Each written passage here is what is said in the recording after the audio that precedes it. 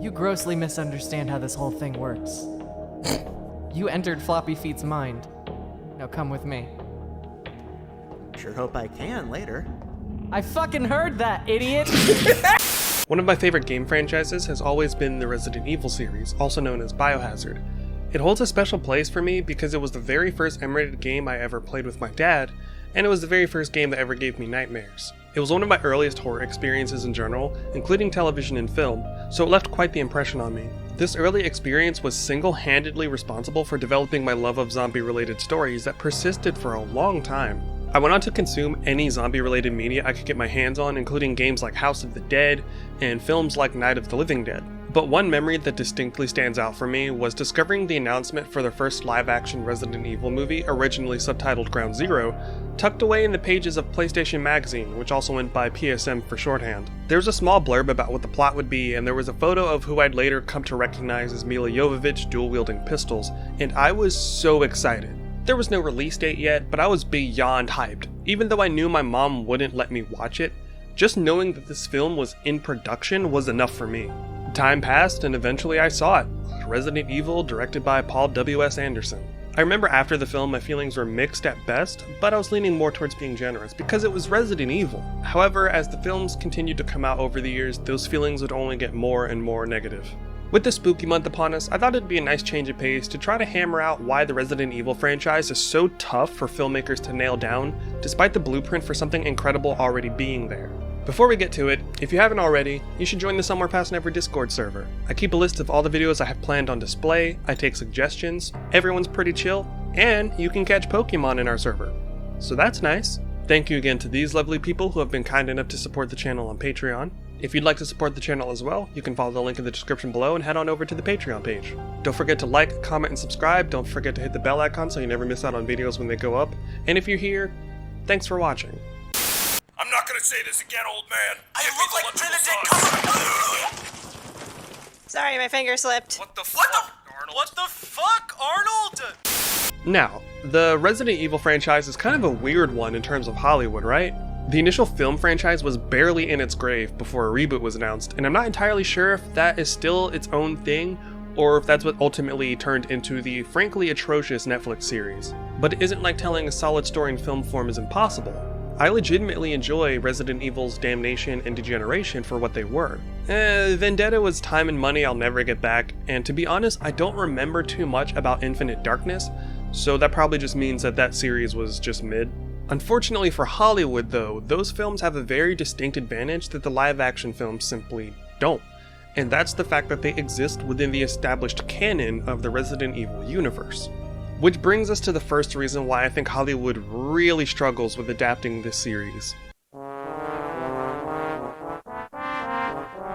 Fans of the franchise aren't going to go to the theater or tune in to watch a creator completely ignore, invalidate, or otherwise disrespect a story and characters that they've come to love. We're there with the hopes that someone can take this series and give it the live-action iteration that it deserves while maintaining and preserving the things that make Resident Evil so entertaining. Hollywood executives get so caught up in trying to modernize a story to bring it to a new audience that they forget to appeal to their primary demographic, which are the people that loved Resident Evil enough to make it the successful phenomenon that it became. It's like they don't realize that by making a faithful adaptation that's actually good, they'll end up bringing in new people to the franchise that are just curious what all the buzz is about. By trying to be clever and retell a story that doesn't need to be modified to appeal to a wider audience, they're basically condemning their product to an early grave, wildly mixed reviews, or both. As we saw with the Resident Evil series that came out on Netflix not too long ago, and Welcome to Raccoon City, which debuted earlier this year in theaters, both had very, very brief moments in the sun before being brutally shredded and tossed into the nearest sewer. That was because general audiences didn't even get a chance to form their own opinions before fans of the franchise all collectively vocalized how trash they both were. If I were someone that wasn't a fan but was maybe interested and then saw the unanimous vitriol from people that were fans, that would be my cue to stay as far away as I could. The obvious counter-argument to all this is, well, if they made a film or television series that just hit the story you know beat for beat, it would be boring. To be fair, I think that would be true for a lot of people, but I think this argument also fails to take something important into account, and that is the massive lack of dialogue and interaction in these games. Not to say that there isn't any or that there's too little, but when you look back on your playtime in the Resident Evil games, consider just how much of that time was spent in near or complete silence. You spend most of your time running around by yourself in empty corridors doing puzzles with the occasional enemy making noise. Aside from periodic background music or ambient noise or the sound of your own footsteps, these games are very quiet. Especially the older titles that had very little voice acting. Most of the story is conveyed through files you read or internal thoughts from interacting with things in the environment. Dialogue between characters wasn't rare per se, but it wasn't what carried the experience. Surviving moment to moment was. Even in the newer games with much more character interaction, you still spend most of your time by yourself with nothing to keep you company except your snarky quips and random observations. So in terms of adaptations, Resident Evil would benefit greatly from seeing a film or series, preferably a series, take these adventures and structure them in such a way that the story we know is brought more to the forefront. Easily doable with how many characters exist with concurrent narratives playing out. But that idea does bring us to the second reason why I think Resident Evil is something of a nightmare to adapt. The narrative for Resident Evil has been unfolding since 1996, so naturally there's a lot to be considered when trying to make an adaptation. First, there's the fact that it's a single, mostly unbroken, interconnected story. Second is the fact that most of the prominent information is contained in the video games. We'll start with the second issue first, with the information being contained in video games. The troublesome thing about this is that video games can accommodate so much information, far more than you can squeeze into an entire season of a show that still has an acceptable episode count, let alone a film. I would say that the books do a solid job of telling the narrative without sacrificing too much, but even then, they're 300 plus pages long and still have to cut out or explain away things in order to condense the information. So much can be packed into the structure of a game, from long files that the player can read to learn about this or that, environmental storytelling, quiet thoughts or observations the character can have at any given moment, on top of bombastic set pieces and actual character interactions or character development. A ton of these things can easily go overlooked as sources of information because as gamers, we're used to them being the things that inform our understanding of the narrative and the many moving parts within it. But filmmakers with Studio Muppets overseeing their work, limited knowledge of the source material, and even more limited resources don't exactly have the luxury of attempting sophisticated storytelling for their horror projects. So that just leaves two options. You can reboot/reimagine the series, or you can do something that's just as precarious and cut out or condense information. This brings us back to the trouble with the canon of Resident Evil being a singular, tightly woven and mostly interconnected story for filmmakers. There isn't much you can cut out of the narrative without negatively impacting or drastically changing other aspects of the story. Despite how weird and convoluted it can get during what most people would consider to be the action era of Resident Evil, everything is connected to everything in some form or fashion. There's also too much lore to attempt to cut corners by combining aspects of the story to save time in the way that Welcome to Raccoon City tried. In that film, they took Resident Evil 1 and 2 and mashed them together into this weird amalgamation that didn't quite work for anybody. Condensing information through omission or combination both have the same problem in the fact that too much of the Resident Evil story is based on the idea of action and consequence. Too many things are explicitly linked to the motivations of other characters or the inception of events to come. That leaves the filmmaker in the unenviable position of having to come up with new character motivations or exposition to explain away plot holes that may contradict the source material. Here's a solid example. Let's say we move forward with the narrative example set by Welcome to Raccoon City and combine the first two stories but with a heavier emphasis on Resident Evil 2.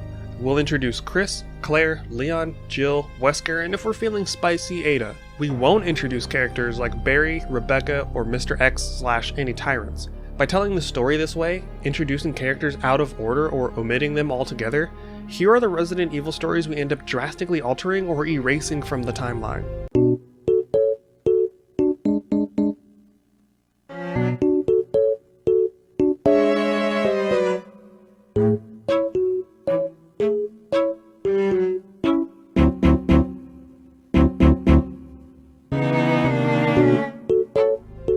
That's a huge chunk of the Resident Evil canon, and not even Resident Evil Village, the most recent one, manages to escape taking a few stray shots. Yeah, that fucking sucked what you just said. There's some information players can find in a file towards the end of the campaign that tie very specifically back to motivations and ambitions that caused the first game to even occur. You'd think it'd be common sense to understand that changing the foundation changes the structure that gets built on top of it. And without the ability to substitute things in and out lest you run the risk of destroying everything, It's an easier option to just tell a new story loosely based on what already exists. Because not only do you have to consider the overall story, you also have to keep in mind how changing or removing events affects the relationships and mental states of each individual character. I think that's something that Hollywood also has a very rough time realizing and wrapping their heads around, is that at its core, Resident Evil, at least at the beginning, was about ordinary people overcoming extraordinary odds. The characters have genuine arcs that persist through the series, and we get to see how having lived through these nightmare scenarios completely changed the trajectories of their lives. Take Best Boy Leon. At the beginning of the series, just like everyone else, he's just a normal guy living a normal life. His introduction to the series comes through the lens of it being his very first day on the job as a rookie cop. We see him go from being a bright-eyed, bushy-tailed Boy Scout who just wants to help people, to being a jaded, sarcastic agent of the government who's drinking his sorrows away because he's just so tired of watching people die. Is this what my life's supposed to be? Fighting the living dead and the bastards that make them? He goes from being a rookie in an already dead police force to being one of the foremost authorities on handling outbreaks that people come to rely on. And the difference between Leon in Resident Evil 4 and Leon in Resident Evil Vendetta isn't just a stylistic choice, it's a natural progression of his story. He goes from being outwardly confident and quippy like he's invincible to the equivalent of a grizzled war veteran because he knows he's not. He carries the horrors of the things that he's repeatedly seen and survived with him, and each time he thinks that he's making a difference or turning the tides in some meaningful way, something happens that shuts down any sense of hope he's built up. These kinds of stories are what make the characters so memorable and what make the narrative for Resident Evil so engaging for me. At its core, Resident Evil isn't about the bioweapons and the zombies, it's about the characters. It's why they were so sorely missed in the original film franchise, and why it felt really forced when they finally were brought in. It wasn't their story anymore.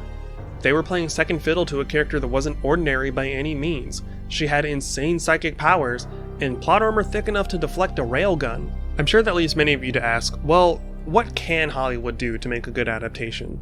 I think the only thing they can do is adapt the official story in an episodic format. Break each game into a single season that's 10 to 12 episodes long, maybe a little less if you can get the writing and the pacing perfect. Some games can even occupy the same season, such as Resident Evils 2 and 3. It would be easy to tell those two stories concurrently, even if you have to extend the episode count of the season to 15 or something. Hell, Resident Evil 6 alone, as crazy as it is, could take up 2 seasons of television by itself. Also, if there's going to be a live-action Resident Evil series that is good and follows the official story, at some point, if there's a time skip, you gotta cast Matt Mercer as Leon. You just have to. The problem is that most studios don't want to commit as many resources as would be necessary to make a vision like this work. To make matters tougher, you would need someone in a position of power on the project that genuinely knows and appreciates and respects the source material, not just a team of people that are trying to churn something out quickly. The only other option is to make a film or miniseries based on one of the spin-off games, with the best option probably being the Outbreak titles, but even then, that just runs the risk of feeling like The Walking Dead. However, if it told the story of Marvin Branagh before he ends up infected in the police department, I think that'd be pretty cool. I'd watch a series based on Marvin with him as the main character. Anyway, I feel like I've talked way longer than I meant to. I guess I'm just bummed that none of the live-action movies were any good, with the exception of maybe the first one. If you've never played any of the games in the Resident Evil series, I highly encourage you to do so during the spooky month. The games aren't terribly long, so you can probably finish it over the course of a few days if you're taking your time. What are some horror games or movies you enjoy? Let me know in the comments below. Once again, don't forget to like, comment, and subscribe, and come on over to the Somewhere Past Never Discord server. Thank you again to my supporters on Patreon.